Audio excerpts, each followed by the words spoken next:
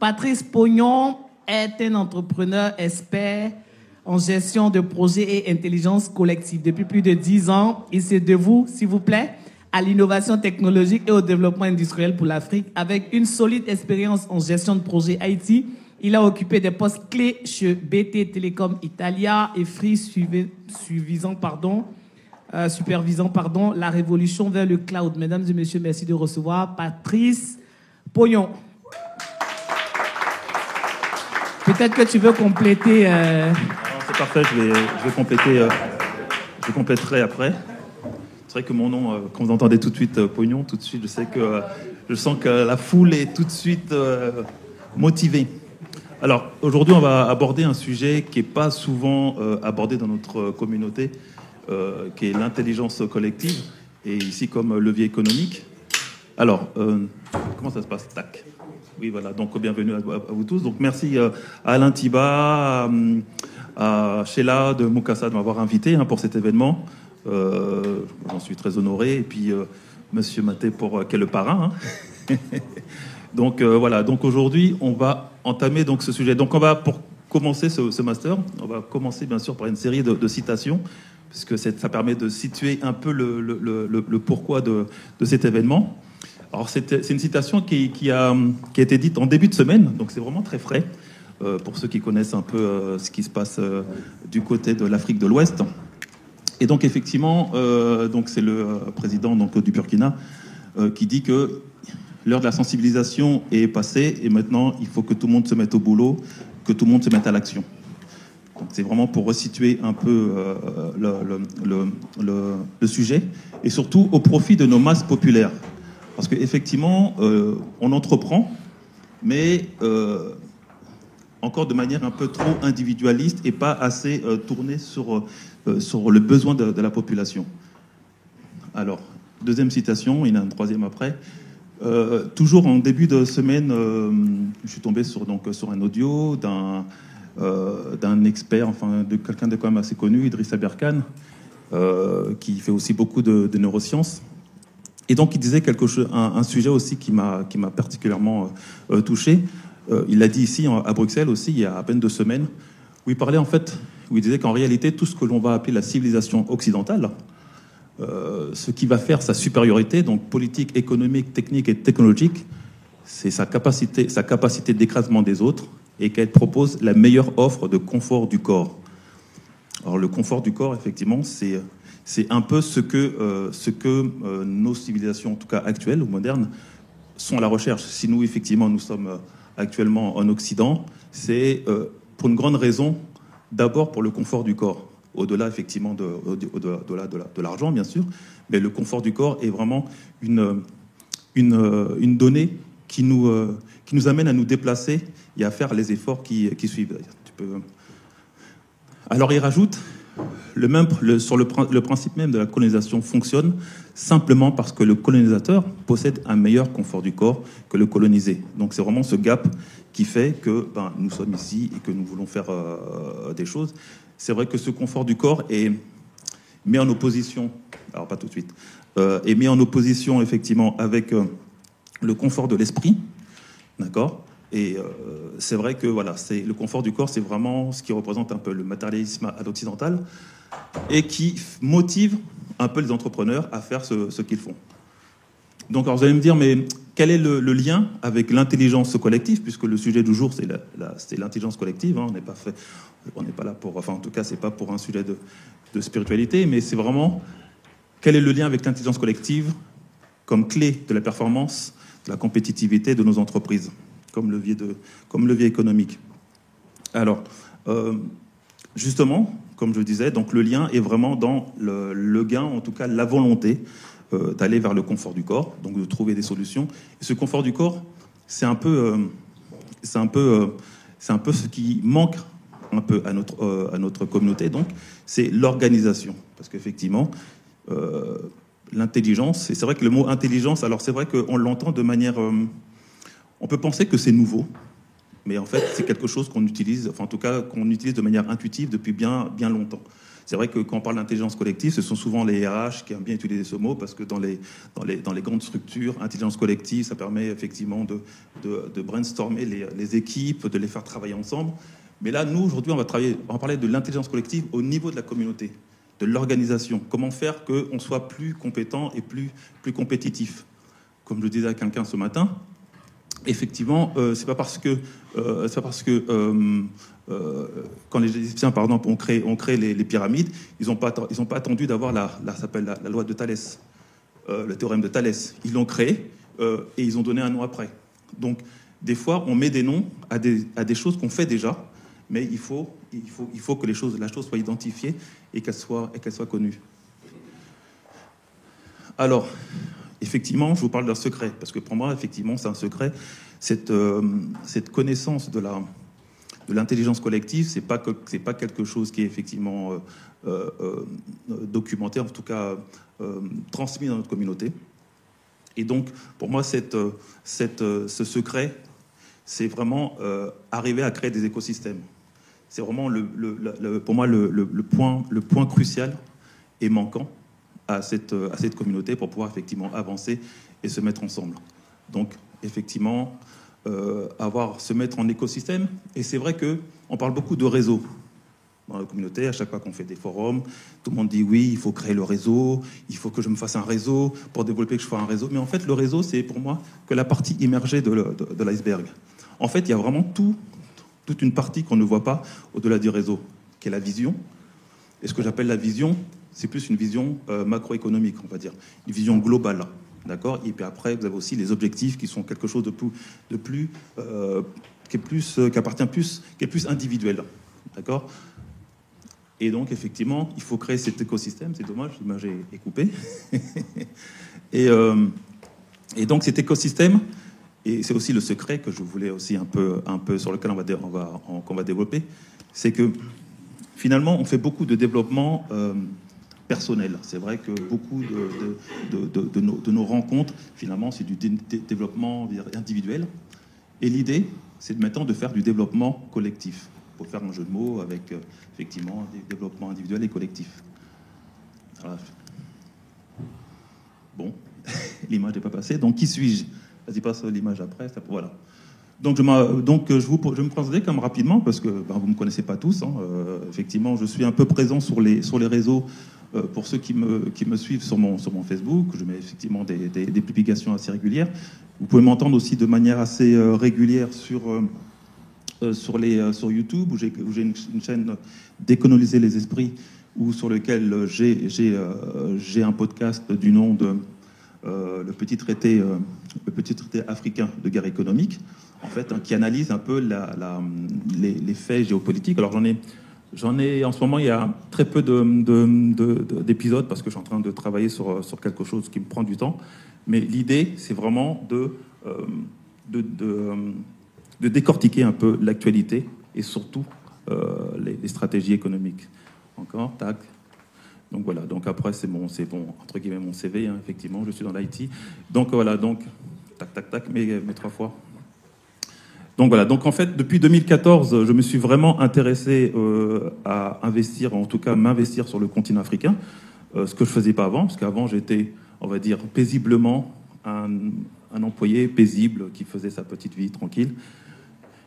J'ai rencontré un de mes mentors, un Camerounais, donc du nom de Jean-Paul Pougala, et à partir de là, je me suis vraiment intéressé à comment développer l'industrie, en tout cas les industries sur le continent africain. Et à partir de là, je me suis lancé, je vous en parlais tout à l'heure, donc sur le continent, et j'ai fait un certain nombre de choses. Il manque un troisième. Donc voilà, donc effectivement, je suis autant en France que sur le continent africain. Et je vais beaucoup, effectivement, en Chine, qui m'ont beaucoup inspiré, justement, dans la mise en place de ce projet. Alors, qu'est-ce que la stratégie? Alors, c'est vrai que la stratégie, c'est un mot qu'on utilise beaucoup, surtout dans la communauté, mais qui, en vérité, je me suis aperçu qu'elle n'a pas d'écho, aussi paradoxal que cela soit. La stratégie, c'est vraiment un terme issu du monde militaire, du monde de la guerre. Et ça veut dire, quand on parle de stratégie, on parle d'organisation, de planification et de déploiement. Pourquoi je dis qu'elle n'est pas assez utilisée dans la communauté? C'est parce qu'il n'y a pas forcément une vision sur le long terme, ou en tout cas de déploiement vraiment organisé. Bon, il manque des moitiés d'images. Donc effectivement, comme ce que vous voyez pas en haut qui était marqué en haut, à la craie. Donc effectivement, souvent la stratégie se décompose, on va dire, en 3 parties. Vraiment l'organisation. Donc on planifie, on organise, on planifie, et après on passe à l'action, on met en exécution. Donc ça, pour moi, c'est vraiment l'élément important qui se fait, on va dire, de manière toujours individuelle, parce que c'est vrai que c'est quelque chose aussi que j'ai pas souligné, c'est que nous sommes une communauté où individuellement, il y a énormément de talent. Ça veut dire qu'individuellement, je pense que chaque personne qui est ici, qui est de la communauté, a un talent extraordinaire. Maintenant, c'est quand on se met ensemble que ça ne fonctionne plus. Pourquoi ça ne fonctionne plus? C'est ça, en fait, le vrai sujet, en fait, de ce que je vais essayer de vous expliquer ce soir. Et aujourd'hui, là, ce que je vous ai expliqué jusqu'à présent, c'est vraiment situer le pourquoi, en fait. Alors, on peut poursuivre. Et ce pourquoi, effectivement, c'est de passer par l'exemple. Alors, c'est vrai que la Chine a une mauvaise image. Tout le monde, la Chine, tout le monde est un peu crispé quand on parle de Chine. Et pourtant, c'est pour moi le pays, continent, on va dire, qui a mis en place, ou en tout cas qui a fait en sorte qui a mis en place effectivement, qui a su déployer de manière intelligente l'intelligence collective. C'est le pays qui a su s'organiser, qui a su planifier, surtout qui a réussi aussi à rester concentré. Parce qu'effectivement, il faut rester concentré. Souvent, quand on déploie des projets aussi longs, c'est justement la durée. C'est pour ça que souvent on a beaucoup de mal. Parce que la Chine, quand il parle de projets, de programmes, ce sont des programmes sur 15, 20, 15, 50 ans. Ce n'est pas des programmes qui se font sur 1 ou 2 ans. Donc, la Chine, effectivement, c'est pour moi un exemple sur lequel on doit se reposer, sur lequel on doit voir les mécanismes qu'ils ont mis en place et comment les adapter par rapport aux nôtres. Il y a une chose aussi que j'aimerais dire, c'est que c'est vrai que pendant ces 2000 ans, on a eu, en tout cas le continent africain, a eu quand même une histoire assez tumultueuse entre colonisation, entre esclavage, entre razzia négrière, qui ne lui ont pas permis en fait vraiment de se structurer. Elle était vraiment dans des situations où elle n'était pas concentrée pour elle-même et pour savoir vraiment ses besoins. La Chine, avant cet événement, on va dire, avait des liens avec le continent africain. Ça a été décrit et il y a de nombreux auteurs qui ont écrit des livres là-dessus. Et c'est pour ça que pour moi, ce pays reste un des meilleurs alliés qu'on puisse avoir. Mais souvent, parce qu'il y a du China bashing, parce qu'il y a tout un discours autour de la Chine, et puis il y a aussi la barrière de la langue, qui fait que effectivement, c'est plus facile de comprendre le français que de comprendre le mandarin. Donc, qui fait que finalement, on s'est détaché de ce pays. D'ailleurs, culturellement, pour les gens qui vont en Chine, ils vont s'y retrouver. C'est-à-dire que même culturellement, même spirituellement, il y a énormément de liens avec nos cultures. Alors, effectivement, ça, c'est les 2 livres en fait que je suis en train de fignoler. Alors, en fait, normalement, je devais en faire un seul, mais c'est un peu trop important. Qui vont vous permettre en fait de voir effectivement, en tout cas, j'ai décrypté ce qui fait que nous devrions travailler un peu plus avec la Chine de manière avec moins d'a priori. Alors le premier, c'est effectivement une série on va dire, d'articles que j'avais déjà écrits et que j'ai repris sur Internet, enfin d'auteurs spécialisés. Et le deuxième est vraiment plus chiffré. Et effectivement, par rapport à vos pays, vous verrez effectivement ce qui a été vraiment investi. Parce qu'en fait, il y a des chiffres. Souvent, on ne sait pas tout ce que la Chine met sur le continent africain, mais elle ne le met pas de manière impériale. Et c'est là où on se trompe. C'est qu'il y a une vraie volonté de travailler avec nous et de faire en sorte qu'on monte en niveau. Alors souvent, c'est mal perçu. On se dit, oui, ils viennent tout nous racheter. Il y a des accords, il y a des programmes qui sont écrits.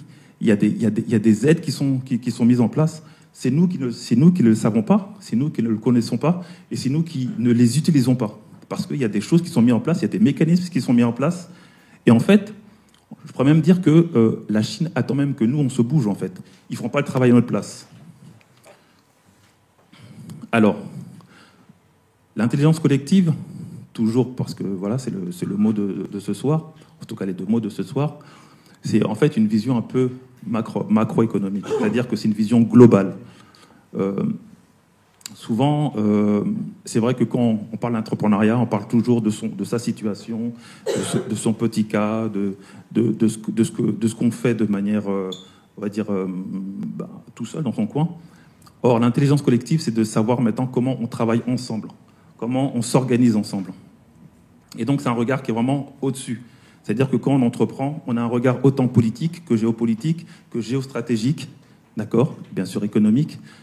Et donc, c'est de prendre en compte tous les paramètres de l'échiquier. Souvent, effectivement, les gens qui sont à l'extérieur d'un business, des fois ne comprennent pas pourquoi, par exemple, un business peut commencer à telle année, et puis après, 10 ans plus tard, il a l'impression qu'il n'y a rien qui se passe, il n'y a rien qui a avancé, qu'on en est toujours au même point. C'est parce qu'il y a tout un tas d'éléments, qui nous empêchent de se mettre en place, enfin en tout cas d'avancer. Et je le dis souvent, c'est pas de la victimisation, c'est vraiment de l'organisation, c'est un problème d'organisation. C'est une volonté, en tout cas, de pouvoir gagner les marchés, de pouvoir vraiment s'organiser et d'avoir vraiment la vision. Vas-y. Et donc on arrive le secret encore. Hein. Donc effectivement, le premier secret, ou en tout cas le secret, donc c'est vraiment l'écosystème. L'écosystème et surtout travailler ce que j'appelle en B2B. Alors ça, c'est vraiment le... Alors, un petit trou de mémoire. Donc, voilà. Non, c'est bon, c'est bon.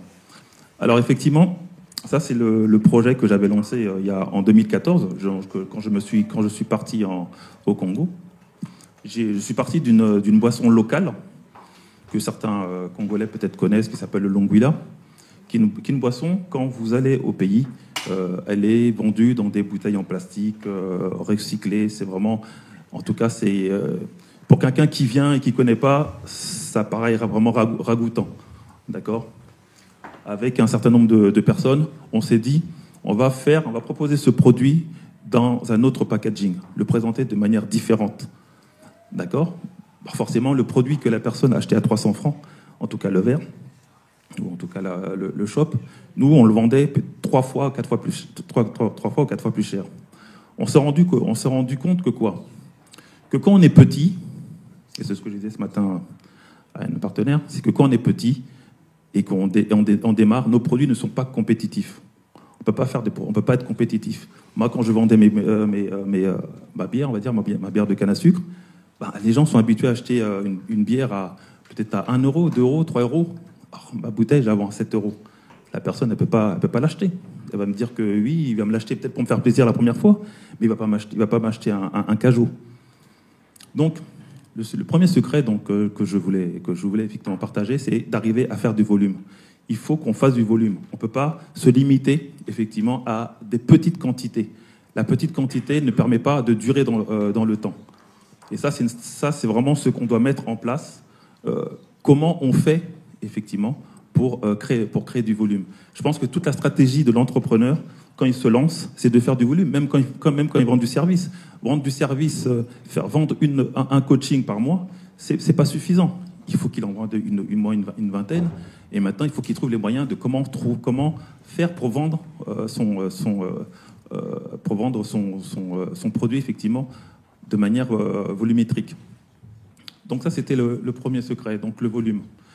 On arrive bien sûr au deuxième secret. Le deuxième secret, pour moi, c'est arrêter de se limiter au B2C. Ce que j'appelle le B2C, donc c'est se limiter juste aux petits clients. L'effort qu'on fait pour trouver le petit client, pour déployer de la communication, tout ça, pour avoir des taux de rebond qui sont faibles, faire des newsletters, c'est trop de travail. Et des fois pour des 1, 10, 20, pour avoir un petit panier qui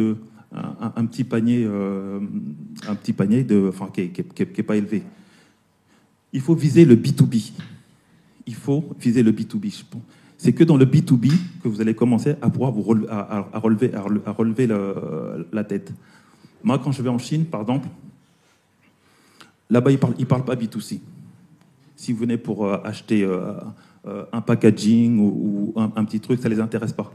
Eux, ce qu'ils veulent vendre, c'est du conteneur. Quand vous allez, voilà. Eux, c'est que du conteneur, parce que c'est là-dessus qu'ils vont faire leur chiffre d'affaires. On doit, nous, apprendre à vendre du conteneur.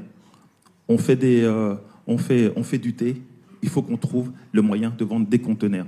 Le distributeur, c'est à lui de se débrouiller pour vendre au détail, mais nous, c'est vendre des conteneurs.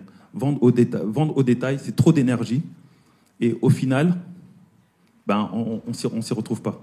Parce qu'on doit faire du chiffre d'affaires. Et c'est vrai qu'on a un peu de mal dans notre communauté avec le chiffre d'affaires. On doit faire du chiffre d'affaires parce qu'on doit payer les salaires, on doit payer les charges, on doit payer tout un tas de choses. Donc, se faire de l'argent, on ne se fait pas que de l'argent parce qu'on veut devenir riche. On se fait de l'argent parce qu'on veut pouvoir exister et persister. Donc, c'est de là que je dis, et j'insiste, que en fait, celui qui a dit que tout seul on va vite et à plusieurs on va loin, moi je dis plutôt à plusieurs on va vite et à plusieurs on va plus loin. Pour moi ça me paraît même logique. On est à plusieurs, on peut se partager les tâches, chacun fait ses tâches, chacun est responsable de sa tâche, chacun doit faire ce qu'il a à faire. Donc on va plus vite au lieu d'être tout seul, parce que c'est vrai que nous en tant qu'entrepreneurs, on est souvent amené à devoir tout faire. Et tout faire, c'est pas forcément tout faire bien. C'est un peu le faire mal. Donc, on se divise les tâches. Chacun fait sa tâche. Et on va plus loin parce qu'effectivement, on est plusieurs, on est des équipes. Et donc, on est plus solide. On a peut-être plus de moyens, on a un peu plus de contacts. Et donc, on peut aller plus loin. Alors, ça aussi, c'est quelque chose sur lequel je voulais insister. C'est ce que j'appelle la filière. Parce que c'est vrai que, quand je vous ai parlé d'écosystème, j'ai oublié de vous dire que qu'est-ce qu'on entend par écosystème. Ce qu'on entend par écosystème, c'est créer des filières. En fait, nous ne maîtrisons aucune filière. Je pense qu'on est la seule communauté, en tout cas, je ne le sais pas, peut-être que quelqu'un me dira le contraire tout à l'heure, qui ne maîtrisons aucune filière du début jusqu'à la fin. Ce que l'appelle filière, on peut aussi appeler chaîne d'approvisionnement, on peut aussi appeler, les Américains, ou en tout cas les Anglais, disent supply chain. Nous ne maîtrisons pas, quand on dit filière, c'est-à-dire que supplier, c'est-à-dire que vous êtes depuis le producteur jusqu'à la vente.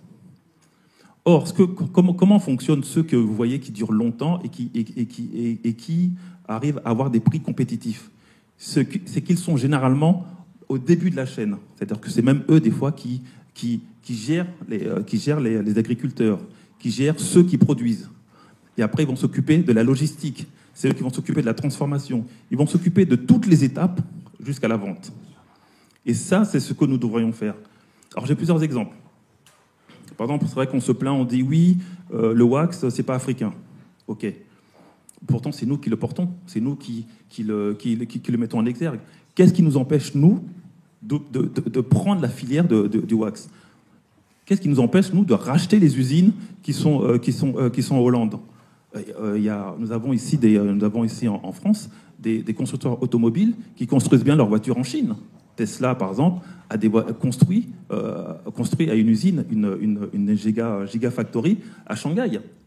Donc nous, ça ne nous empêche pas de se dire que puisque c'est un produit que nous portons et que nous exploitons, on doit faire l'effort d'acheter aussi toutes les chaînes de cette logistique. On produit le coton au Mali, au Bénin. On peut créer le fil qui permet de créer ce tissu. On envoie ça en Hollande. En Hollande, on construit, on fait nos tissus, puisqu'ils ont la technique, ils ont la technologie.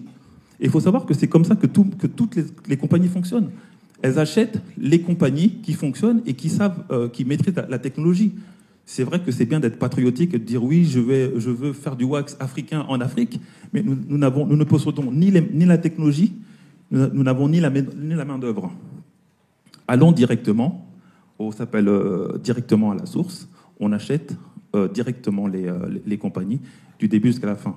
Je parle aussi, par exemple, pour la cosmétique. La cosmétique, peut-être que certains d'entre vous veulent faire de la cosmétique, sont intéressés pour faire des produits de beauté. C'est très bien. Mais pourquoi pas aussi maîtriser aussi la source, aller directement à la source. C'est-à-dire qu'on maîtrise aussi la production, on accompagne les productrices, on labellise, on protège le savoir-faire, et on fait ce qu'on appelle des marques blanches. Parce qu'il faut savoir que ce que font par exemple souvent les Occidentaux, ou en tout cas même les Asiatiques, c'est que par exemple vous avez tous les mêmes voitures, vous pensez avoir tous les mêmes voitures, enfin vous pensez avoir des voitures différentes, pardon, mais en fait vous avez tous les mêmes voitures. Parce que souvent, vous allez avoir une usine qui va faire toutes les bases, d'accord, et après on va changer juste la carrosserie, on va changer un peu le volant, on va changer 2-3 choses, mais en fait vous avez exactement les mêmes voitures avec des marques différentes. Vous avez par exemple des Mercedes entrée de gamme qui ont des moteurs Renault. Vous avez par exemple des BMW avec une structure qui peut être issue d'une autre marque. Donc il faut qu'on apprenne à travailler ensemble, à se partager les ressources. Et en fait, il y a de la place pour tout le monde. C'est ça en fait le problème. C'est-à-dire que l'un des soucis, on va dire, de notre communauté, c'est peut-être de faire tous la même chose, alors qu'on a besoin de tout le monde dans tous les secteurs. On a autant besoin de communicants pour vendre du cacao, pour vendre du beurre de karité. On a besoin on peut faire des événements autour du beurre de karité, personne ne l'a fait. On peut faire des événements autour, le wax, on en a fait beaucoup. On peut faire des événements sur tout. On a besoin de tout le monde à tous les endroits. On a besoin même de hackers, peut-être même pour le karité aussi, pourquoi pas. On a besoin de tout le monde à tous les niveaux. Donc, ce que j'appelle la filière, c'est vraiment se dire que voilà, nous, en tant que communauté noire, par exemple, eh ben, on va occuper une filière et on va la maîtriser. J'ai encore un exemple à vous donner. Souvent, on se plaint, par exemple, que pour les boutiques d'exotiques, ce sont les Pakistanais qui ont pris le marché. Ils se sont créés une filière. Ils se sont dit, nous, cette filière-là, on va l'occuper. On va s'en occuper et on va la gérer du début jusqu'à la fin. Parce qu'ils savent qu'il y a un besoin. Donc, autant l'occuper. Donc, ils l'apprennent. Avec une de mes collaboratrices, nous avons été dans un grand salon et on s'aperçoit que même au bout de la chaîne, vous avez des Pakistanais qui vendent en gros aussi qui vendent en gros les produits que eux après distribuent dans leur magasin. Donc l'idée, c'est vraiment d'être à tous les points de la filière. Et c'est vraiment ce que chacun de nous devons faire. Quand on parle de networking, c'est vraiment se voir comment chacun de nous est complémentaire par rapport à sa structure. C'est pas juste prendre des numéros de téléphone et se dire oui, voilà. Non, on est complémentaires. Toi, tu es avocat, ok. Tu es fiscaliste, ok. Comment tu peux faire en sorte que mon entreprise puisse payer, par exemple, moins d'impôts ou payer moins de taxes? Comment je peux faire pour avoir moins de frais pour mes taxes, mes taxes ou la douane? On doit vraiment être complémentaires les uns des autres. J'ai mon entreprise, j'ai besoin de communicants. J'ai mon entreprise, on a tous besoin les uns des autres. L'idée à la fin, c'est de vendre. Alors bien sûr, on va toujours dire oui, et c'est là que peut-être il peut y avoir un peu l'effet victimaire, mais c'est vrai qu'on va parler de nos politiques. Nos politiques doivent servir aussi, et c'est là qu'il faut aussi que nous, on fasse un poids justement sur ces politiques pour qu'ils protègent nos filières. Je donnerai un exemple. Là, récemment, il y a le président Trump qui vient d'être réélu. Ça a été le premier, enfin en tout cas, ça a été l'un de ceux qui a remis un peu le système de protectionnisme. Il a alors, effectivement, excusez-moi, il s'est par exemple attaqué à TikTok. Il y a plusieurs années, enfin il y a 2-3 ans, ou enfin en tout cas quand il était président, il ne voulait plus que TikTok soit présent sur les États-Unis.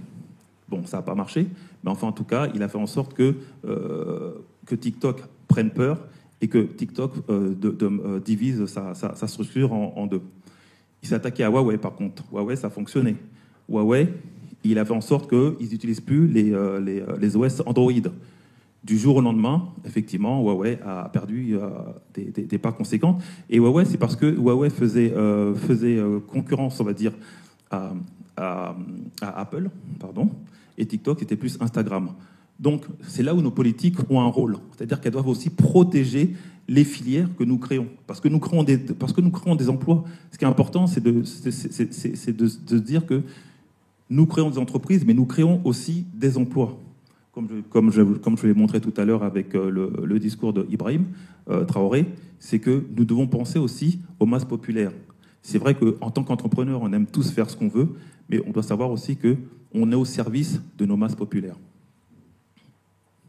Alors, quelles sont les solutions? C'est vrai que j'ai beaucoup parlé, mais il y a aussi des solutions, parce que là, j'ai exposé un peu tous les problèmes. Aujourd'hui, c'était vraiment une présentation un peu élargie de ce qu'est l'intelligence collective. Et comme je vous dis, l'intelligence collective, même si on la pratique, elle est faite de manière intuitive. Maintenant, il s'agit de voir comment on peut aller au-delà de ça et comment on peut le faire. Et l'idée, c'est que on reste dans ce concept de filière et qu'on apprenne maintenant à savoir où est notre rôle au sein de cette filière. Je pense que c'est ça. Il faut savoir qu'on nous a appris à travailler de manière individuelle, et c'est pour ça qu'on est tous diplômés, on a tous des grands diplômes, on a tous été dans des grandes écoles, mais on ne nous a jamais appris à travailler ensemble. Ici, il y a beaucoup de gens qui aiment le foot. Dans le foot, chacun a sa place. Le goal, il ne peut pas être attaquant, il ne peut pas être au centre, il ne peut pas être, ça s'appelle arrière droit. Chacun a son rôle. Il faut que, dans la filière, chacun trouve son rôle. Comment on trouve son rôle? Alors justement, c'est en utilisant une technique qu'on m'a appris justement, enfin que j'ai eu à découvrir il y a pas longtemps, et qui est utilisée par un grand nombre de grandes entreprises. Alors c'est vrai que ça paraît être un jeu, d'accord? C'est les Lego, tout le monde connaît les Lego, mais ça a quelque chose que n'ont pas d'autres méthodes qui sont vraiment trop théoriques, d'accord? Là, ici, j'étais à Vivatech. Vivatech, c'est un salon qui a lieu tous les ans sur Paris. Et là, ce que vous voyez, par exemple, ce qui a été représenté, c'est la société Colissimo qui a mis en maquette tous les pôles, enfin la façon dont ils travaillent de manière commune entre eux. Donc, ça a quelque chose de visuel. C'est-à-dire que visuellement, chacun voit ce qui se passe dans les secteurs d'à côté. Parce que celui qui est sur le tapis en train de jeter les colis, il ne sait pas que peut-être que dehors, il y a des camions qui sont en train d'être livrés. Donc, ça a quelque chose de visuel. Ça a aussi quelque chose de ce qu'on appelle kinesthésique. Kinesthésique, ça veut dire que vous le touchez, vous le maniez. D'accord? Donc, chacun peut voir, peut déplacer un peu les Lego pour se dire, voilà, moi, mon rôle, il est là, voilà ce que je fais dans la journée, donc il va déplacer son pion, donc voilà, je fais ci, je fais ça, machin, et donc il va comprendre effectivement sa position dans l'échiquier. D'accord? Donc, on va avoir une modélisation de nos coordinations entre nous. C'est-à-dire qu'en créant une filière, on va dire que maintenant, on se dit, bon, à partir de maintenant, on va s'occuper, par exemple, on parlait par exemple d'épicerie fine tout à l'heure avec Sheila. Donc, on va se dire, bon, maintenant, comment on fait pour que l'épicerie fine devienne notre point de distribution pour tous nos produits? Comment on fait pour faire en sorte que cette épicerie fine puisse demain se répandre sur toute notre région? En fait, il y a une relation qui doit être une réflexion, qui doit être commune. On ne peut pas rester tout seul dans son coin et se dire, oui, comment je vais faire ci, comment je vais faire ça. C'est vraiment le point faible de nos entrepreneurs. Nos entrepreneurs sont trop seuls dans leur coin. Vous devez travailler ensemble et vous devez travailler ensemble. Et ça, effectivement, en faisant ce genre d'atelier, vous travaillez avec vos partenaires, vous vous mettez autour d'une table et chacun sait exactement ce qu'il a à faire. Alors, qu'effectivement, on crée ce qu'on appelle des ateliers de stratégie. Donc, du coup, une fois que vous avez mis sur cette table tous ces Legos vont représenter un peu votre activité, vont représenter ce que chacun fait, ce que vous êtes à l'intérieur de l'échiquier, et chacun va voir exactement comment il se déplace, comment il intervient entre les autres. D'accord? Donc, ça permet aussi de créer ce qu'on appelle des team building, donc de travailler ensemble. Et bien sûr, on peut travailler sur l'innovation de certains produits. Okay, donc après, effectivement, bon, ça j'ai déjà dit, donc un engagement kinesthésique. Hein, donc effectivement, c'est parce que vous touchez les éléments que vous comprenez. Faire que des ateliers théoriques, ça ne fonctionne pas. Il faut faire à un moment donné de la pratique. Et la pratique va permettre à tout le monde de savoir comment il doit se coordonner. Alors, vous allez me dire, oui, mais les autres, est-ce que les autres l'ont fait? Non, les autres l'ont pas fait, peut-être. Est-ce que les Pakistanais se sont mis ensemble pour faire du Lego Serious Play? Ça m'étonnerait. Mais nous, on n'en est pas là. Nous, justement, nous avons appris un certain nombre de retards. Et il faut que maintenant, nous apprenions à travailler de manière collective. Et ça, c'est quelque chose qui s'apprend. Il faut se former là-dessus. Ce n'est pas une honte de savoir s'organiser. Il faut qu'on apprenne à s'organiser, à planifier et à mettre en action. Et ça, tout ça, c'est à l'aide de formation. Je peux passer encore. C'est la fin, en fait. Voilà, c'est bon. Donc, alors pour vous dire comme quoi cette méthode, elle est vraiment utilisée, et pas que pour les enfants, elle est utilisée par tous les grands groupes, surtout ceux du GAFAM. Pourquoi? Alors c'est vrai que j'en ai pas forcément parlé au début, mais il faut savoir que des groupes comme Google, d'ailleurs qui s'appelle maintenant Alphabet, il faut savoir que ces groupes-là, c'est au moins une centaine de sociétés à l'intérieur qui évoluent ensemble. Nous, on voit effectivement que Google, mais en fait, toutes les Google Sheets, les Google Photos, les Google Drive, toutes les divisions, à chaque fois, ce sont des sociétés différentes. Donc, il faut se dire, mais comment ils font pour travailler tous ensemble? Ils sont obligés de se mettre autour d'une table, de faire ce genre d'atelier pour comprendre comment ils mettent en place chacun leur module. La NASA, bon, vous connaissez la NASA, Coca-Cola, c'est immense aussi. Microsoft, pareil. Beaucoup de compagnies américaines, puisque ce sont effectivement il faut savoir que les anglo-saxons, on le sait, ils sont orientés vers le business, vers la vente, vers le mondialisme. C'est-à-dire qu'en fait, ils ne se limitent pas juste à leur pays ou à leur région ou à leur village. Eux, ce qu'ils veulent, c'est toucher le monde. Et donc, pour ça, il faut s'organiser. Donc voilà, donc c'est terminé. J'espère que vous avez saisi un peu le concept de l'intelligence collective, en tout cas de la manière que je vais la présenter, comme levier économique. Je vous remercie. Merci beaucoup. Je ne sais pas si on a une question peut-être, mais avant de revenir à la question, Patrice, dans ton intervention, merci déjà pour cette belle présentation. Je pense que tout le monde ici est d'accord avec moi sur l'importance de l'intelligence collective. Dans ton propos, tu disais que c'était important pour les pays africains c'est pas forcément accepté, mais je pense que peut-être tu voulais le faire passer comme ça. C'est vrai que tu es très, je n'ai pas dit chinois-phile, sinophile. Non, mais j'ai dit chinois pour qu'on puisse comprendre, chinois-phile. Je répète pour que ça soit un peu plus marqué, en fait, si je dis sinophile. Mais l'idée, c'est que tu disais que les pays africains sont là. Mais pour eux, c'était important d'accepter les projets chinois parce que les projets sont là, les projets attendaient. Mais moi là où je ne vais pas dire que je ne suis pas d'accord avec toi, mais c'est tout comme, on sait très bien, je ne sais pas, tu dois connaître les fameuses routes de la soie qui réunissent près de 150 pays, que ce soit des pays africains et des pays asiatiques.